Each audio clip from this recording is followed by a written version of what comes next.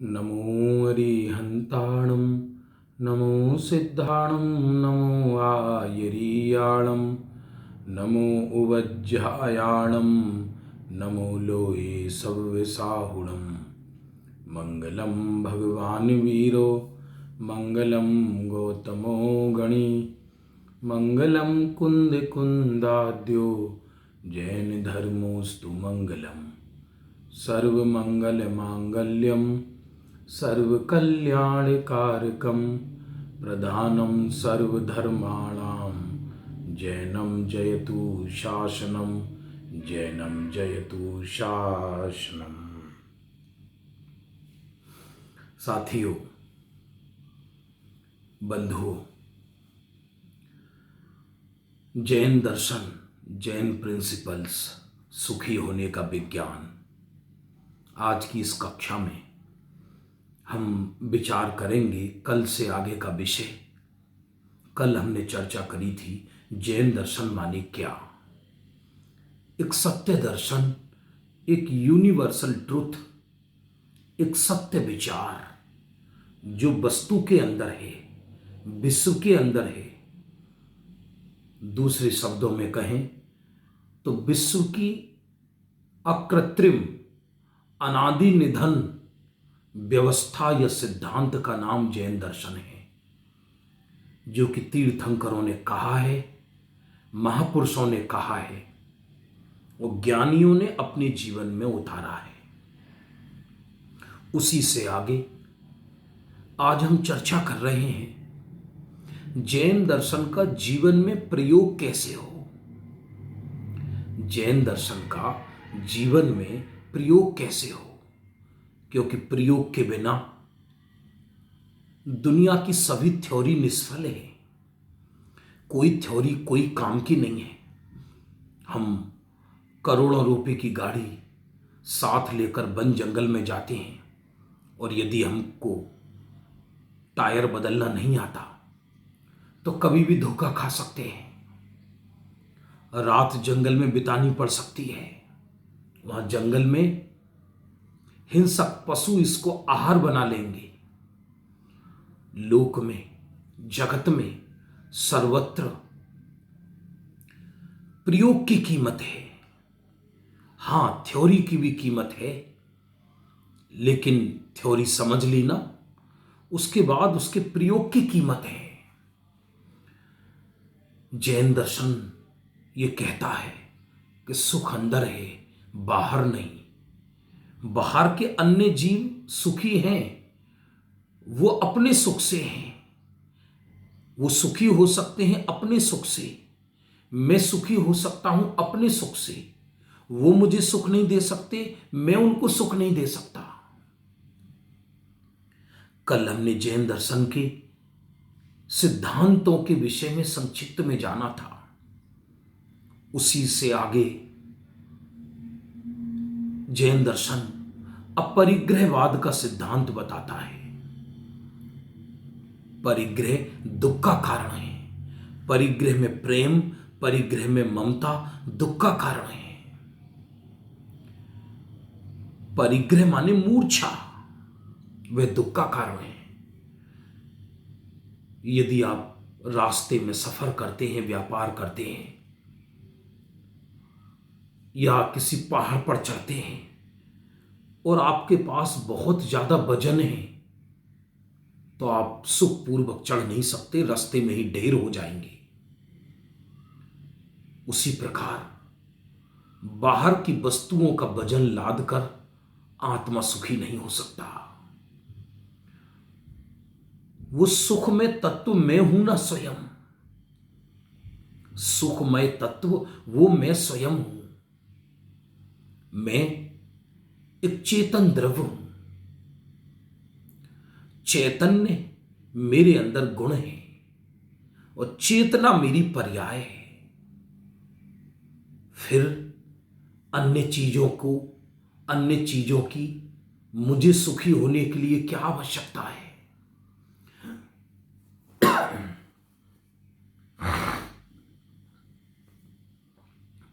जैन दर्शन सत्य समझ में आने पर उसका प्रयोग चालू ही हो जाता है।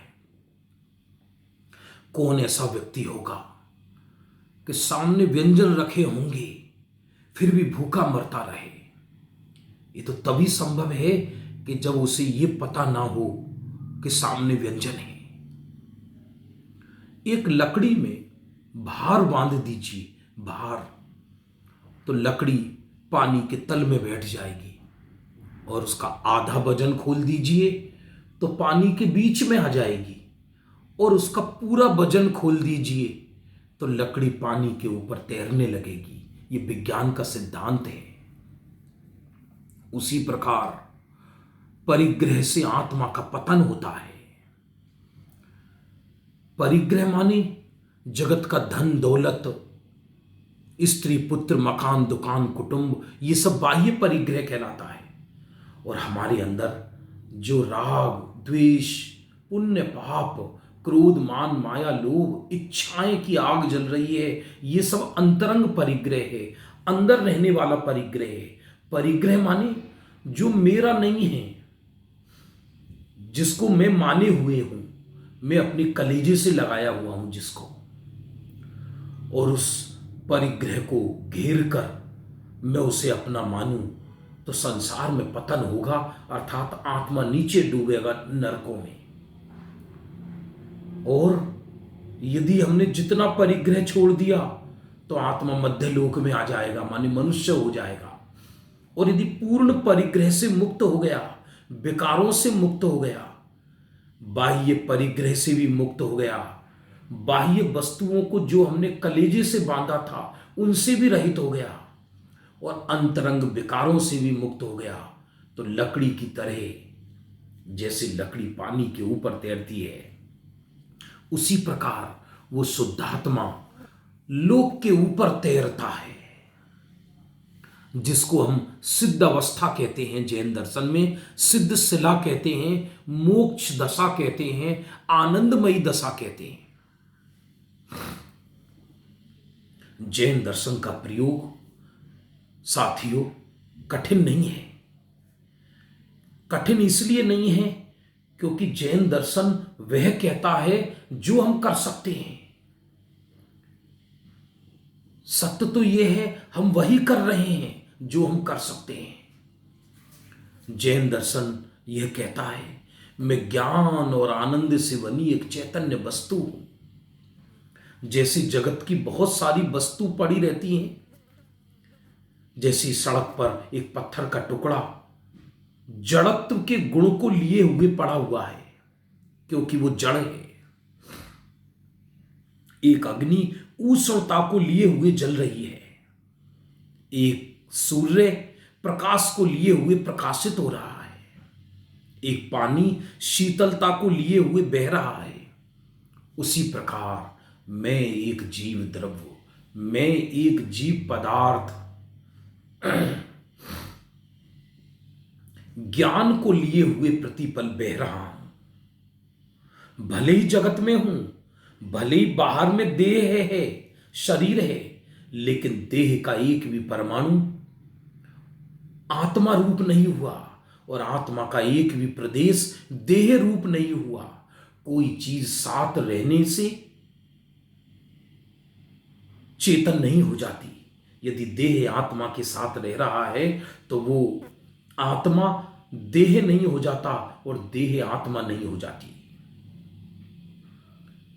भगवंतों का ये सत्य दर्शन ज्ञात होते ही जब मेरा प्रयोजन मुझसे ही सिद्ध होगा तो बस फैला हुआ ज्ञान, फैला हुआ चिंतन, फैले हुए विचार समझ जाते हैं। जैसे एक बालक गुम हो जाए, थक कर पूरे नगर का चक्कर लगा दे पर उसे मां ना मिले तो भटकता रहता है और रोता रहता है। वैसी मैं स्वयं आत्मा हूं, मैं स्वयं सुख का निधान हूं, मैं सुख से बनी हुई एक अद्भुत वस्तु हूं। मुझे मेरा पता पड़ गया तो जैसे बालक संध्या काल में आकर मां की गोद में छिपकर सो जाता है, कई दिन बाद मां मिली, उसी प्रकार विचारों को जहां ये विश्रांति मिल जाती है, मैं ही सुख का निधान हूं, मैं ही ज्ञान पुंज हूं, मैं ही आनंद पुंज हूं, तो भटकता हुआ परिणाम, भटकता हुआ उपयोग, भटकती हुई दृष्टि, भटकती हुई परिणति, भटकते हुए विचार, भटकता हुआ मन, भटकता हुआ दिल, कुछ भी कहो, वो स्वयं अंदर ही समा जाता है। इसी का नाम जैन दर्शन का प्रयोग है। ये जैन दर्शन कोई मेंटली एक्सरसाइज नहीं है, ये जबरदस्ती खेलने की वस्तु नहीं है, ये प्रयोग की वस्तु है। जो इसमें प्रयोग करता है वो सुखी होता है। मैं एक हंस चैतन्य परमात्मा हूं, ये स्पष्ट नजर आता है। देख लो ना, शव को जलाकर आ जाते हैं शमशान में और हंस उड़कर चला जाता है। यदि उसमें हंस होता, यदि उसमें आत्मा होता, तो मुर्दे को जलाने पर मुर्दे को कष्ट होना चाहिए था। लेकिन कष्ट को महसूस करने वाला जो विचार था, दुख को वेदन करने वाली जो आत्मा थी, वो तो उड़ के चली गई। इसलिए भयंकर आग में भी मुर्दे को कोई तकलीफ नहीं होती, क्योंकि वो तो जड़ है। जानने वाला तत्व तो निकल गया, उड़ गया, बस वही तो मैं हूं। इसी का नाम तो जैन दर्शन का प्रयोग है।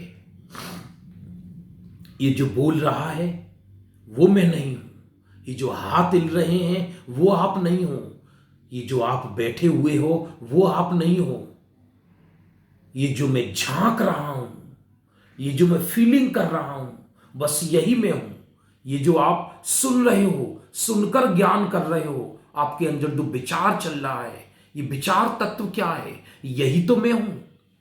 विचार तत्व कहो या ज्ञान तत्व कहो या फीलिंग तत्व कहो या एहसास करना कहो या महसूस करना कहो, वही तो मैं हूं।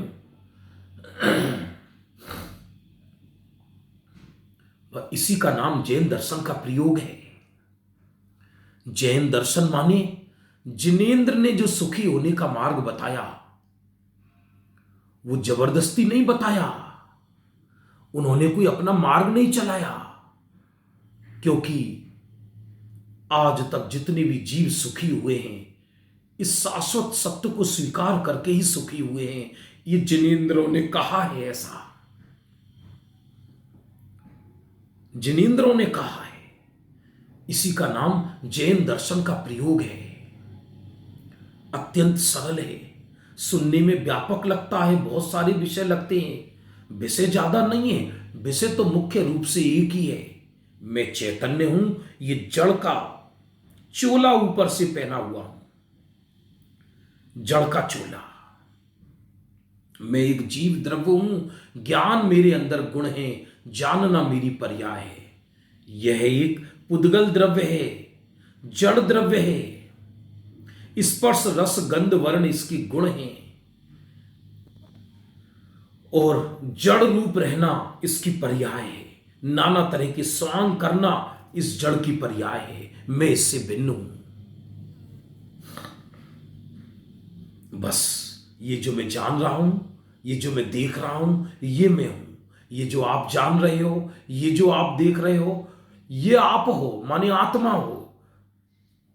कोई ये कहे मैं आत्मा को स्वीकार नहीं करता, तो आत्मा की सत्ता से इंकार करने वाला भी स्वयं आत्मा होता है, अनात्मा नहीं। क्योंकि अनात्मा में तो ये शक्ति भी नहीं है कि वो किसी की सत्ता को स्वीकार कर सके या किसी सत्ता को इंकार कर सके। कोई ये कहे मैं नहीं मानता कि आत्मा नाम की कोई चीज जगत में है, तो जो ये कह रहा है मैं आत्मा को स्वीकार नहीं करता, वो कौन है? वो स्वयं अनात्मा है, जड़ है या आत्मा है? वो स्वयं आत्मा है। बस इसी को जैन दर्शन का प्रयोग है, इसी का नाम। शांत होकर बैठ जाओ, बस देखते रहो, बल मत डालो माथे पर। बस ये जो एहसास, ये जानन तत्व, यही तो मैं हूं। और मेरे अंदर अकेले अकेला ज्ञान ना हो ऐसा नहीं है। मेरे अंदर ज्ञान जैसे अनंत गुण भरे पड़े हैं। अनंत गुण मेरे अंदर आनंद है, सुख है, अनंत बल है। जो हम आगे द्रव्य गुण पर्याय की विशिष्ट चर्चा आगे करेंगे धीरे धीरे। ये बीच में 2 पीरियड जैन दर्शन क्या है और जैन दर्शन का आंतरिक प्रयोग क्या है उसके विषय में संक्षिप्त में समझने की कोशिश की है। मुनिराज क्या करते हैं वन जंगलों में, क्या करते हैं? बस होते हुए विश्व को देखते हैं, गलते हुए शरीर को देखते हैं, बाहर में सूखते शरीर को देखते हैं। अर्थात ज्ञान ज्ञान में ही रहता है। मैं ज्ञान मात्र हूं, मैं चैतन्य तत्व हूं, बस उसी में ही समा जाते हैं। और उसी आत्मा में हमारा प्रगट ज्ञान, हमारा प्रगट चिंतन यदि 48 मिनट अंतर मुहूर्त अंदर बैठ जाए तो केवल ज्ञान हो जाता है, व्यक्ति स्वयं भगवान बन जाता है। पर इसी का नाम जैन दर्शन का प्रयोग है। कल पुनः जैन दर्शन के अद्भुत विषयों के साथ उपस्थित होंगे। तब तक के लिए जय जिनेन्द्र।